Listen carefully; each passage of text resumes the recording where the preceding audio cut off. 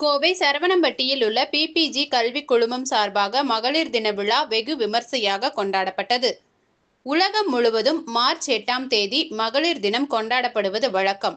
அந்த வகையில் கோவை சரவணம்பட்டியில் செயல்பட்டு வரும் பிபிஜி கல்வி குழுமத்தில் பெண்கள் தினம் கொண்டாட்டம் மிக சிறப்பாக நடைபெற்றது. விழாவில் பிபிஜி கல்வி குழுமத்தின் தலைவர் மருத்துவர் எல்.பி. தங்கவேலு தலைமை தாங்கி சிறப்புரையாற்றினார்.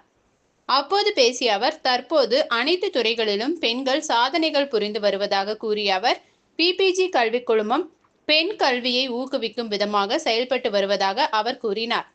விழாவில் சிறப்பு விருந்தினராக மத்திய செம்மொழி தமிழாய்வு நிறுவனத்தின் துணைத் தலைவர் டாக்டர் சுதா சேஷையன் கலந்து கொண்டு கல்லூரி மாணவிகள் மத்தியில் சிறப்புரையாற்றினார். இதில் பெண் கல்விக்காகவும் பெண்களின் சமூக மாற்றத்திற்காகவும் குரல் எழுப்பியவர் பாரதியார் என குறிப்பிட்டு பேசிய அவர், ஒரு செயலை செய்வதிலும் சாதனை படைப்பதிலும் ஆண்களுக்கு நிகராக பெண்களும் இருக்கிறார்கள் என தெரிவித்தார்.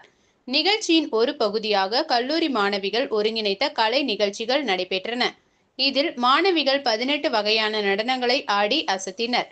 தொடர்ந்து கல்லூரியில் சிறந்து செயல்பட்ட பேராசிரியைகள் விருது வழங்கி கௌரவிக்கப்பட்டனர்.